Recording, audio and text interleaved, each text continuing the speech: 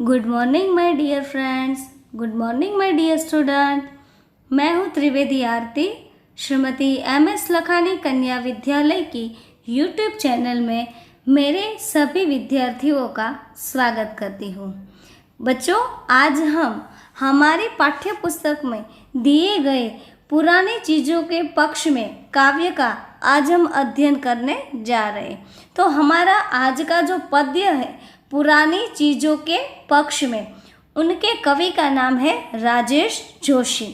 और यह जो कवि है उन्होंने प्रगतिशील विचारधारा को लेकर उन्होंने काव्य का वर्णन किया है, काव्य निरूपित किए हैं। तो आज हम पुरानी चीज़ों के पक्ष में इस काव्य का अध्ययन करेंगे। अब सबसे पहले तो हम काव्य का जो हमारा शीर्षक है कि पुरानी चीज़ों के पक्ष में, यानी कि इस काव्य के अंदर हमारे जीवन के साथ जो पुरानी चीज़ें जुड़ी हुई है, जिस चीज़ों को हम पुरानी समझते हैं लेकिन फिर भी आज के इस युग में उन सभी चीज़ों को हम दोहराते हैं, उन सभी बातों को हम मानते हैं, उन सभी बातों को हम दोहराते हैं, उन सभी जिसे कहते हैं कि हमारे पुराने जो हमारे परदादाओं से जो भी हमें मिली हुई बातें हैं, उन सभी पुरानी बातों को, उन सभी पुरानी चीज़ वस्तुओं को हम आज भी हमारे इस आधुनिक युग में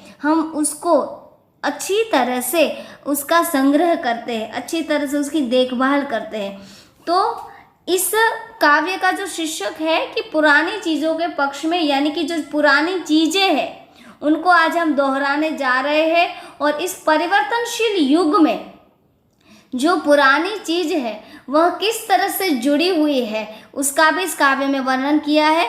तो चलो बच्चों, आज हम राजेश जोशी द्वारा रचित पुरानी चीज़ों के पक्ष में उसका अध्ययन करें। इससे पहले हम हमारे जो कवि है राजेश जोशी, उनका परिचय ले ले। तो राजेश जोशी जो है वह प्रगतिशील विचारधारा के कवि है। यहाँ पे आपको ऐसा प्रश्न निकल सकता है कि प्रगतिशील विचारधारा के कवि कौन है, तो उत्तर मिलता है राजेश जोशी। उनका जन्म मध्य प्रदेश के नरसिंहगढ़ जिले में हुआ। उन्होंने शिक्षा पूरी करने पर पत्रकारिता शुरू की और कुछ सालों तक अध्यापन भी किया, बैंक में नौकरी की और उन्हें स्वतंत्र लेखन कार्य भी किया।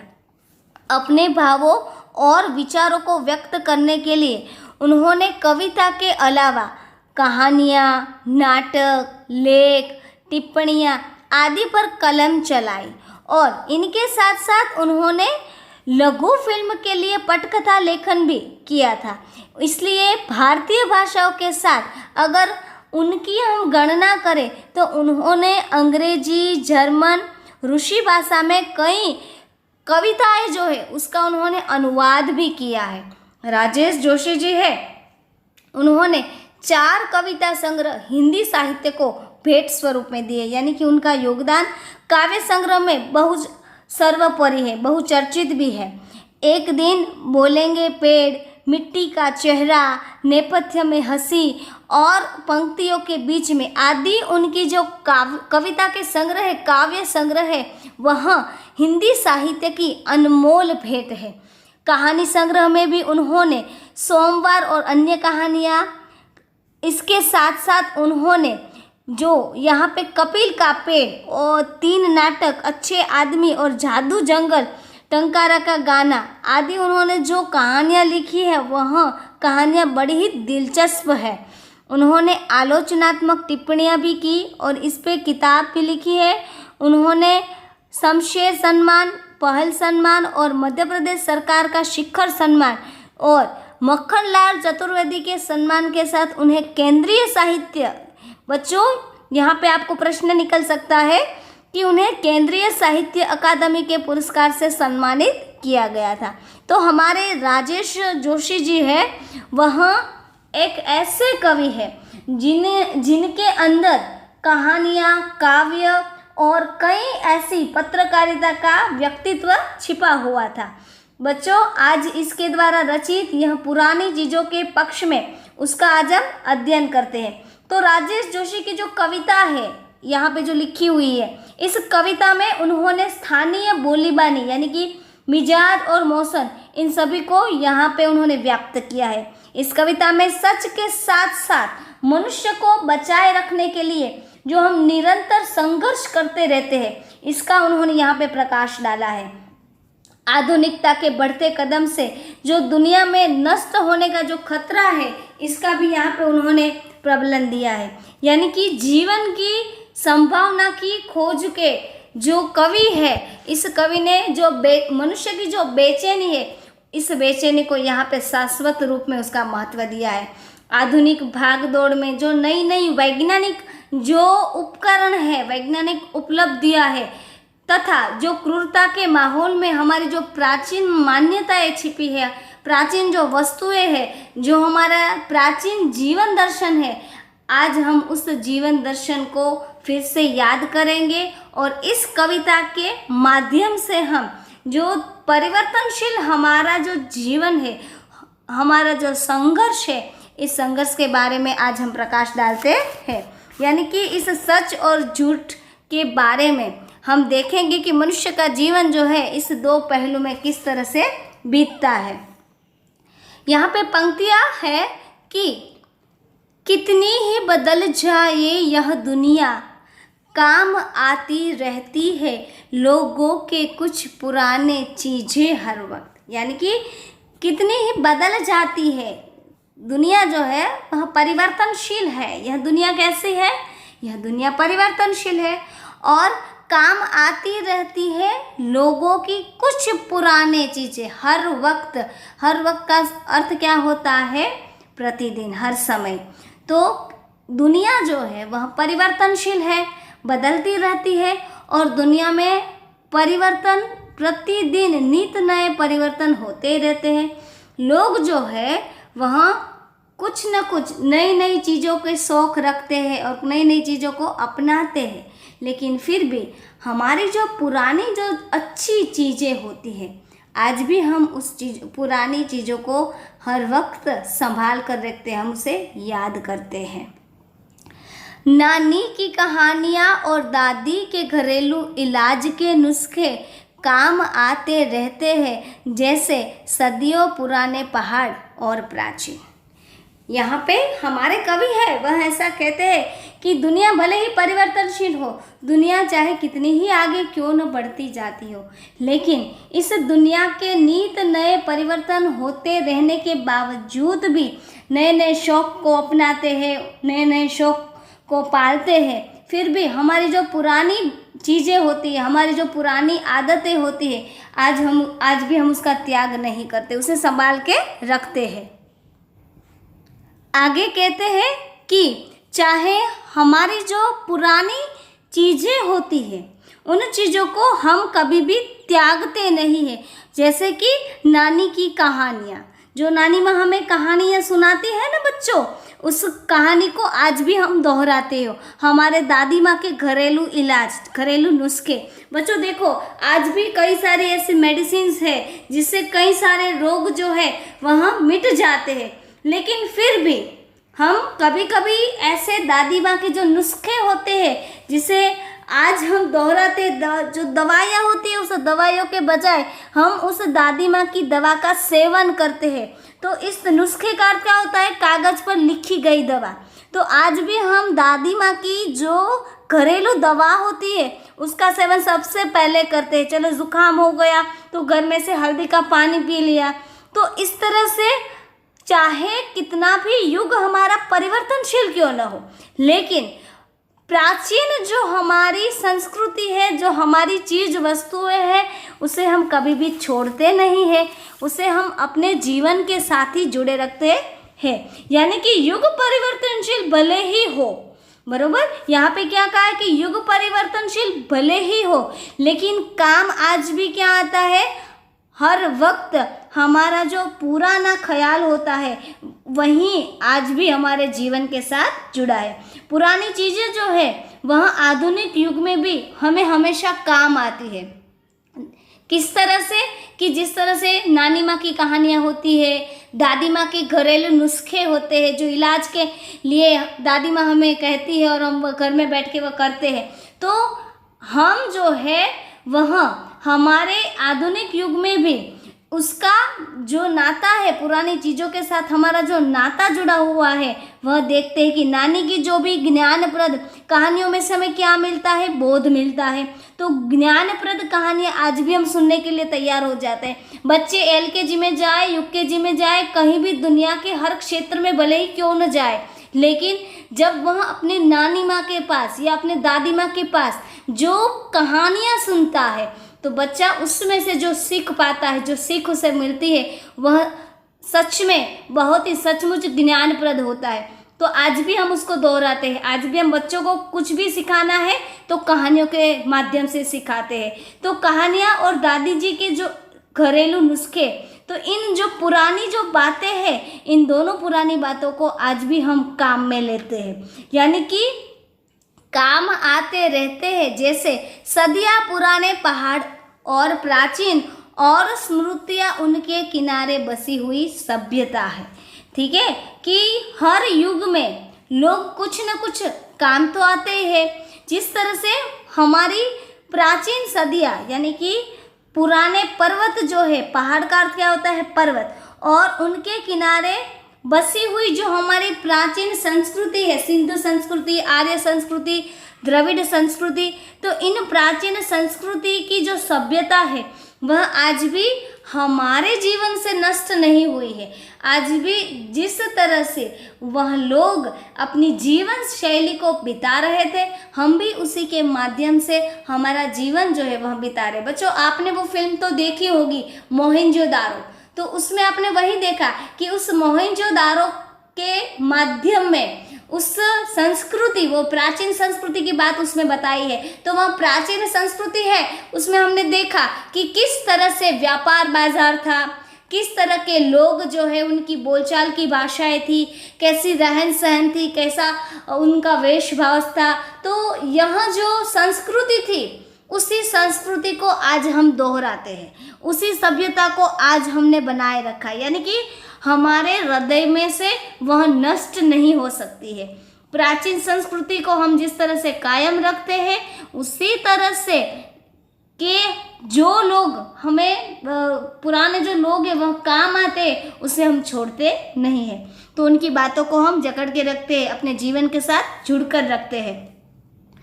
कंप्यूटर और सैटेलाइट के इस युग में भी दुनिया की हजारों सड़कों पर दौड़ती रहती है हमारी पुरानी साइकिलें। अब यहाँ पे किसकी बात है कि आज का जो युग है वह आप सबको पता है कि बच्चे जो है वह कंप्यूटर युग और सैटेलाइट के माध्यम में अपना जीवन बिता रहे हैं। अभी की बात ले लो बच्चों, अभी हम ऑनलाइन शिक्षण जो प्राप्त कर रहे हैं, घर पे बैठ के जो पढ़ाई कर रहे हैं, तो इसका माध्यम हमारा क्या है, कंप्यूटर और सैटेलाइट है। तो इस परिवर्तनशील युग में भी आज हम देखो कि ऐसे युग में भी आज हम किताब जो है उसका सबसे पहला महत्व रखते हैं कि हम जो पढ़ाई किताब में से कर सकते हैं वह पढ़ाई ऐसे नहीं हो सकती। तो पुस्तक जो है वह हमारे जीवन के साथ तो जुड़ा ही है। तो इसी तरह से हम पुस्तक को भूले नहीं है, हमारी किताब को हम छोड़ नहीं सकते। वह हमारा दोस्त है, वह हमारा सखा है और वह हमारा जीवन का साथी भी है। तो किताब को हम कभी भी नहीं छोड़ेंगे, चाहे हम कितने भी कंप्यूटर सैटेलाइट का उपयोग करके दुनिया के हर कोने की बात को जान सके, लेकिन हम कभी भी अपने किताब के साथ उसे ऐसी समानता दे ही नहीं सकते। तो किताबों का महत्व भी हमारे जीवन में इसी तरह से। आधुनिक युग जो है वह कंप्यूटर और सैटेलाइट का युग है। अधिकांश लोग, ज़्यादातर लोग जो है वह आज इन दोनों के माध्यम से ही अपना जीवन जीते हैं। इसके बावजूद भी आप देखो बच्चों कि इसके बावजूद भी कुछ पुरानी चीज़ें आज भी पहले जैसी है। जैसे कि यहाँ पे उदाहरण दिया है कि दुनिया की हजारों सड़कों पर दौड़ती रहती है हमारी पुरानी साइकिलें।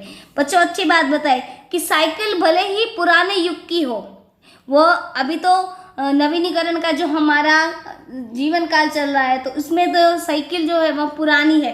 तो साइकिल भले ही पुराने युग की हो, पर आज भी कई ऐसे लोग हैं जो इस साइकिल का उपयोग करते हैं, यानी कि वह बिना खर्च किए इस पर सवारी करते हैं। हजारों सड़कों पर दौड़ने वाले जो लोग होते हैं वह साइकिल को अपना मनपसंद जो वाहन है वह समझते हैं। आप जानते ही हो कि सड़कों पर सुबह होते ही कई लोग साइकिलिंग के लिए निकलते हैं। कई ऐसे लोग होते हैं जैसे कि अखबार बेचने जाना, दूध आदि वगैरह देने के लिए जाना, तो ऐसे माहौल में वह सुबह सवेरे साइकिलिंग करते हैं। तो आज चाहे कितने भी प्रसाधनों का हम उपयोग क्यों न करें, औद्योगिकी हमारे साथ क्यों न जुड़ी हुई हो, लेकिन आज भी हम साइकिल को याद करते हैं, उसका उपयोग करते हैं। कहने का तात्पर्य यहाँ पे यह है कि आज भी सड़कों पर साइकिल जो है वह चलती हुई दिखाई देती है। दुनिया में बदलाव भले ही आता रहता है, फिर भी कुछ पुरानी चीज़ें कभी भी नहीं बदलती। जैसे कि हमारी साइकिल, वह हमारी सबसे पुरानी सवारी है, इसके बावजूद भी उसका उपयोग आज भी हम करते हैं। अब कई ऐसी लड़कियां भी होती है जो स्कूल में साइकिल लेकर ही आती है, चाहे उसे स्कूटर क्यों ना आता हो। कई ऐसे डॉक्टर भी होते हैं जो लोग अपने आप को स्वस्थ नहीं समझते तो उसे साइकिलिंग के लिए कहते हैं। तो इस तरह से उसकी उपयोगिता कम होने के बजाय अभी देखो सबसे ज़्यादा साइकिलिंग करो ऐसा कोई ना कोई हमें सूचन करता है। और इससे एक फ़ायदा भी होता है कि इससे पेट्रोल का खर्च नहीं होता, डीजल का भी खर्च नहीं होता, ना ही किसी गैस का खर्च होता है। तो क्या होगा, जिसे कहते हैं कि प्रदूषण नहीं होगा। ठीक है, पूरा वातावरण जो है वह शुद्ध बना रहेगा और पार्किंग की झंझट भी नहीं होगी। तो इसलिए सुविधाजनक इस युग में आज भी कई ऐसे लोग हैं जो सड़कों पर साइकिल चलाने का विचार रखते हैं। तो इसी तरह से यहाँ पे इसका उदाहरण दिया है कि कंप्यूटर और सैटेलाइट के युग में भी साइकिल जो है वह आज भी दिखाई देती है। यानी कि हम पुरानी चीज़ों को भूले नहीं है, चाहे कितने भी अच्छी प्रसाधन मिल जाए, हमें सुविधाएं मिल जाए, लेकिन ऐसी पुरानी चीज़ों को आज हम अपने पास अपने जीवन के साथ स्वाभाविक वृत्ति रखते ही है। आगे बढ़ते हैं बच्चों। सच एक प्राचीन चीज है, हालांकि झूठ भी और वक्त पर दोनों ही काम आते हैं आदमी के। यहाँ पे बताया है कि हजारों सड़कों पर दौड़ने वाले लोगों का मनपसंद वाहन तो साइकिल है ही। इतना ही नहीं, लेकिन सच बोलना पहले भी अच्छा माना जाता था। ठीक है, जिसे सच्चाई के गुण जो होते हैं वह दिखाई देते, तो पहले भी सच की भावना को महत्व दिया जाता है। सच एक प्राचीन चीज है और झूठ भी और वक्त भी दोनों ही काम आते हैं। अच्छा माना जाता था किसे, सच बोले, लेकिन इसके साथ साथ भी झूठ भी सच जितना ही पुराना है। लोग पहले के ज़माने में भी उतना ही सच बोलते हैं, जितनी महत्ता सच को मिलती थी, उसी समय झूठ का भी उतना ही, यानी कि झूठ भी सच जितना ही पुराना था। यानी कि उसके समय में, प्राचीन काल में, प्राचीन युग में भी झूठे और प्रपंची लोग दिखाई देते। यानी कि नए ज़माने में भी ये दोनों अपने प्राचीन रूप में प्रचलित है। आज भी हम देखते हैं कि हमारे जीवन के साथ सच और झूठ, ये दोनों पहलू जो है वह जुड़े हुए। कवि कहते हैं कि सच की महिमा प्राचीन काल से आज तक है और इसी तरह उस समय से लेकर आज के समय तक झूठ का प्रयोग भी उतनी ही बार होता है। यानी कि झूठ भी सच के साथ दुना। सिक्के के दो पहलू है और इन दोनों पहलू के बात हम करें तो प्राचीन काल में भी थे और आज के समय में भी। यानी कि दुनिया के बहुत बदलने के बावजूद भी आज भी सच और झूठ की लड़ाई चलती ही रहती है और अंत में जीतता कौन है? अंत में सत्य ही जीतता है। सारे बहस मुंह, जिसे कहते हैं कि सच हमेशा जीत पाता है। जो व्यक्ति सच होता है उसकी जीत होती है। पुराने धर्म ग्रंथ की अगर हम बात करें तो भगवान श्री राम जो है वह सत्य के मार्ग पे चलने वाले थे, जिसे हम कहते थे पुरुषोत्तम। ठीक है, तो उनका जीवन जो है, उनके जीवन के साथ सच जुड़ा हुआ था। महात्मा गांधी जी को ले लीजिए तो महात्मा गांधी जी वहाँ भी सत्य और अहिंसा के पुजारी ही थी। तो जैसे जैसे युग बदलता गया, युग परिवर्तित होता गया, उस हर परिवर्तित युग में सत्य और झूठ, सत्य और असत दोनों जो है वहाँ चलते रहते थे। यानी कि इन दोनों जो, जिसे कहते हैं कि इन दोनों के पहलुओं में जो समय बीतता है वह समय आज भी है, आज भी वह पुराना समय जो है वह वैसा ही चलता रहता है, यानी कि वह खत्म नहीं हुआ है। ठीक है, प्राचीन रूप से प्रचलित जो यहाँ था वह समय समय पर आज भी वक्त के साथ सच और झूठ काम आता है, चलता ही रहता है। सारे बहस मुबाहिसों के बावजूद इतना तो तय है, मुबाहिसों के उसका अर्थ क्या होता है? उसका अर्थ होता है तर्क वितर्क करना, बावजूद तो तय है, तय का अर्थ है निश्चित करना, निश्चित होना, उसके बहस करना, बहस मुहाबिसों यानी कि तर्क और वितर्क के कारण। यहाँ पे कवि जो है वह ऐसा कहते हैं कि जो जीवन सादा और सरल जीवन है, प्राचीन सभ्यता की जो हमारी देन है, आज उसका अस्तित्व है वह भी विद्यमान है, बरोबर। कितने ही तर्क और वितर्क के बावजूद भी आज हम देखते हैं कि बनिस्तबद्ध हिंसा के एक सादा सरल जीवन, बनिस्तबद्ध यानी कि उसका अर्थ होता है अपेक्षा के बदले, ठीक है।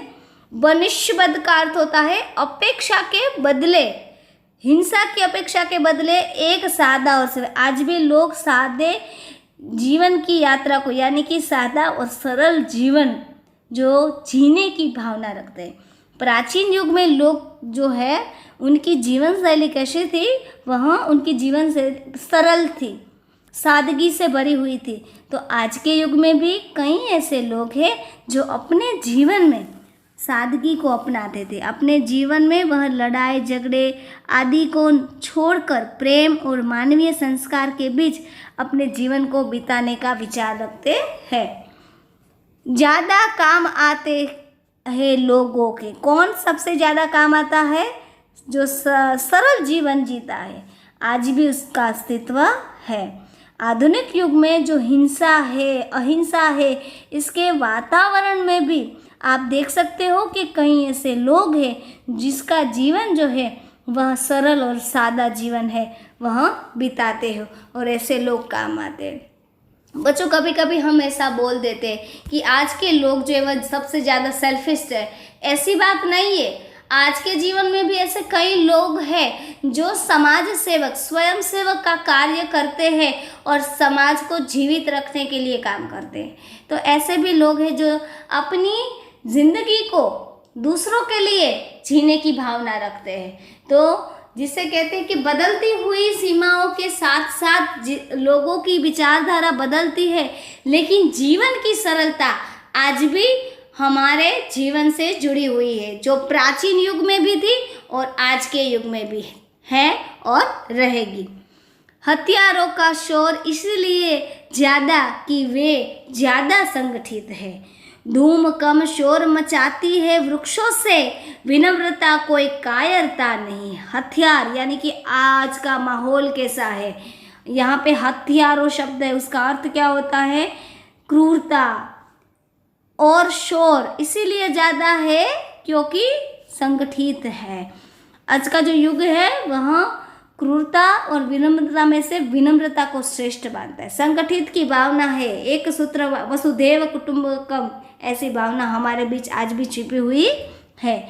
धूम कर शोर मचाती है वृक्षों से, यानी कि यह बात कवि जो है वह कहना चाहते हैं कि हर व्यक्ति स्वीकार करता है, पर हिंसा का जो शोर है वह अधिक है, लोगों में हिंसा ज़्यादा है और इसीलिए कि हत्यारे अधिक संगठित होते हैं।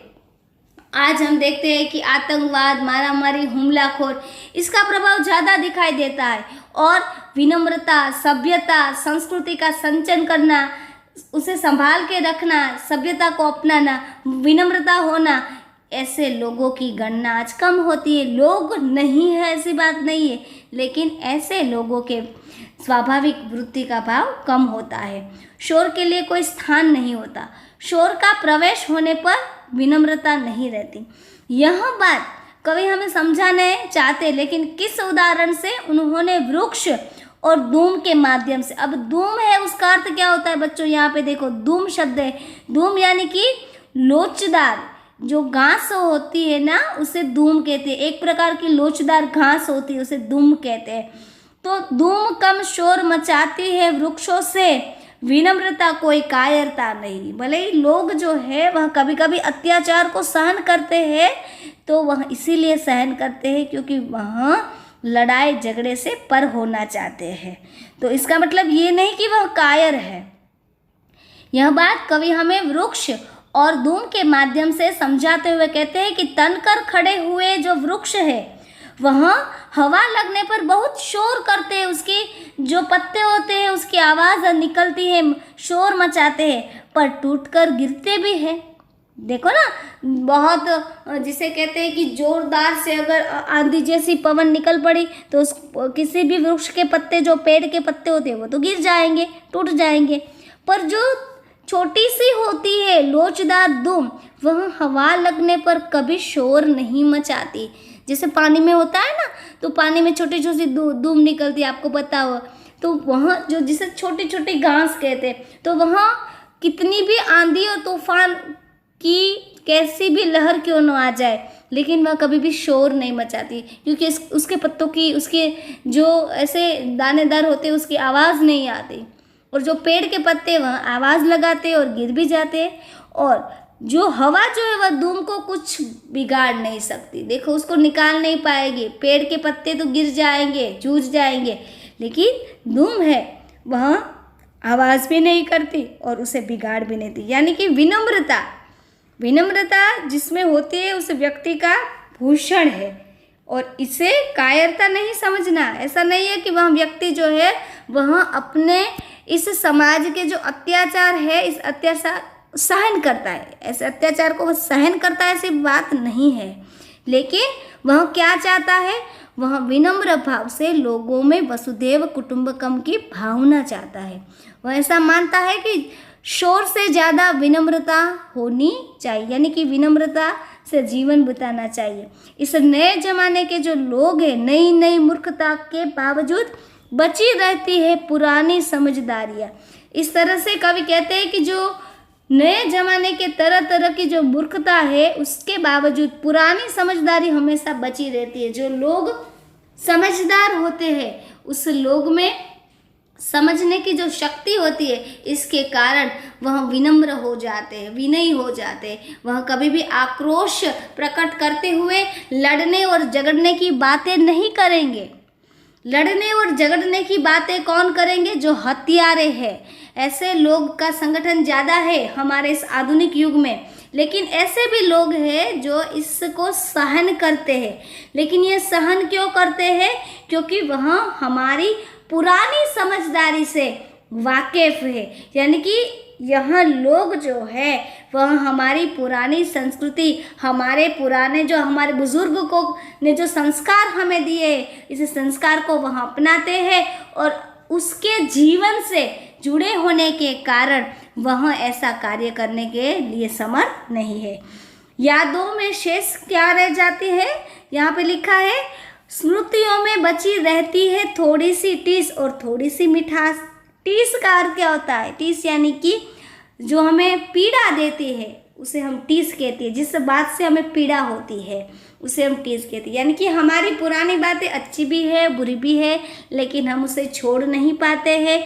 और ऐसी थोड़ी थोड़ी खट्टी और थोड़ी थोड़ी जो मीठी बातें हैं, इस बातों के साथ हम आज के इस आधुनिक युग में भी हमारी जो पुरानी चीज़ें हैं उसे हम दोहराते रहते हैं और हमारे जीवन के साथ उसे कायम रखने का प्रयत्न करते हैं। यहाँ पे हमारे कवि जो है, उन्होंने जो काव्य का हमें शीर्षक दिया है, हमारे काव्य का शीर्षक क्या है?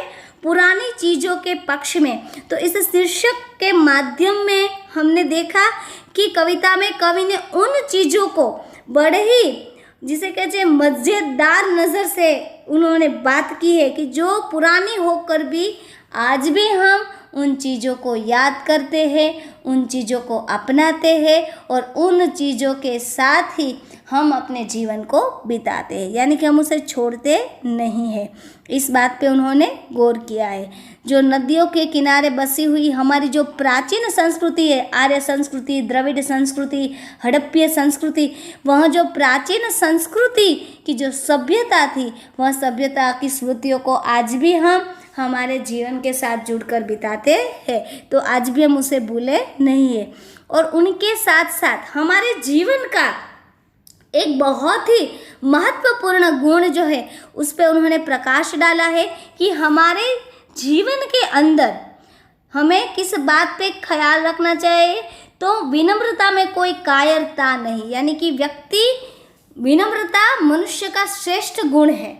और जो बड़े बड़े कार्य जो विनम्रता से होते हैं वह किसी को मारने से, काटने से या धमकाने से नहीं होते। हमारे प्राचीन जो बुजुर्ग थे, जो लोग थे, वह भी सबके साथ बोलचाल की भाषा में, उनके वाणी और व्यवहार में हम देखते हैं कि विनम्रता से कार्य करते थे। यानी कि विनम्रता के सक्षम क्रूरता को भी झुकना ही पड़ता है। शर्त यही है कि विनम्र व्यक्ति सबल होता है, ठीक है। और निर्बल व्यक्ति की विनम्रता जो होती है उसे हम कभी माप नहीं पा सकते। सबल व्यक्ति की विनम्रता ही कभी कायरता है ऐसा हमें मानना नहीं चाहिए। जैसे हम कहते हैं ना, जैसे कि महात्मा गांधी जी है, उन्होंने सत्य और अहिंसा इन दो हथियारों से पूरे देश को आज़ाद किया था, पूरे देश को आज़ादी दिलाई। तो महात्मा गांधी जी खुद विनम्रता के औजार को लेकर, विनम्रता के साथ उन्होंने देश को आज़ादी दिलाई थी। तो यह हमारे जीवन का प्रत्यक्ष उदाहरण है। तो आज के इस माहौल में भी जो हिंसक लोग हैं, जो हत्यारे हैं, जो आतंकी है, जो अविचारी लोग हैं, उनके सामने हमें विनम्र होकर कार्य करना है, ताकि जीवन जो है, हमारा जीवन संघर्ष जो होता है वह कम हो जाए और जीवन में सुख और समृद्धि बनी रहे। हिंसा समस्या का समाधान कभी भी नहीं हो सकता, क्योंकि हिंसा से कोई भी व्यक्ति जो है वह कभी भी अपने जीवन को सुखी नहीं बना सकता। बच्चों, यहाँ पे ऐसे प्रश्न निकल सकते हैं कि कवि ने किसकी कहानियाँ पुरानी है ऐसा बताया है, तो आपको उत्तर मिलता है कि यहाँ पे कवि ने ऐसा कहा है कि दादी माँ की, ठीक है, यानी कि नानी माँ की कहानियाँ, ठीक है, नानी माँ की कहानियाँ पुरानी है, ऐसा प्रश्न का उत्तर निकल सकता है। इसके बाद कंप्यूटर और सैटेलाइट जो है इस युग में आज भी सड़कों पर क्या दौड़ रही है, कंप्यूटर और सैटेलाइट के बावजूद भी आज भी सड़कों पर क्या दौड़ती रहती है, तो हमारी पुरानी साइकिलें, ऐसा प्रश्न का उत्तर निकल सकता है। इसके बाद अगर हम आगे देखें तो यहाँ पे दूब शब्द है। बच्चों, खास तौर पे यहाँ परीक्षा में पूछा जा सकता है कि दूब किसका प्रतीक है, तो दूब जो है वह कवि ने हमें विनम्रता के लिए दूब का प्रतीक लिया है, क्योंकि दूब की तरह व्यक्ति जो है वह विनम्र होना चाहिए। तो इसी तरह से पुरानी चीज़ों के पक्ष में कविता में कवि जो है उन्होंने हमारे जीवन में जो पुरानापन है उसकी ओर हमें संकेत दिया है, उसकी ओर हमें प्रकाश डालने का उन्होंने प्रयत्न किया है। हमारी जो पुरानी समझदारियाँ है, जो बदलाव है, उन समझदारियों को आज भी हमारे जीवन में दोहराना चाहिए, इस पे गौर हमारे कवि ने किया है। कवि ऐसा कहते भी है साथ साथ कि लोग जो है वह तरह तरह की कई नई नई मूर्खता को प्रकट करते हैं, ठीक है, कई ऐसी नई नई मूर्खता जो है उसे प्रकट करते हैं, लेकिन फिर भी लड़ते झगड़ने के बावजूद भी हमारे जीवन में ऐसी विनम्र स्मृतियाँ होनी चाहिए। यानी कि पुरानी जो समझदारियाँ है वह आज भी हमारी स्मृति में है। आज भी हम किसी के साथ जो है वह सुलह करने की भावना रखते हैं। बच्चों, आज हमने हमारे जो कवि है जिसका नाम है राजेश जोशी, उनके द्वारा रचित पुरानी चीज़ों के पक्ष में उसका अध्ययन किया है। और इस कहानी में आधुनिक भागदौड़ में जो नई नई वैज्ञानिक उपलब्धियां है उसके बावजूद भी जो हमारी प्राचीन संस्कृति है, प्राचीन चीज वस्तुएं है, प्राचीन जीवन दर्शन है और प्राचीन जो मान्यता है, जो दादी के नुस्खे यानी कि प्राचीन जो मान्यताएं है, उन मान्यताओं को आज हम हमारे वास्तविक जीवन में भी उसका महत्व समझते हैं, उसे अपनाते हैं, उसे दोहराते हैं। इस पर हमारे कवि जो है उन्होंने प्रकाश डाला है। यानी कि मनुष्य जो है उसकी जो मनुष्यता पुराने युग में थी, प्राचीन युग में थी और आज के अत्याधुनिक युग में भी हमारी वह मनुष्यता कायम बनी रहे।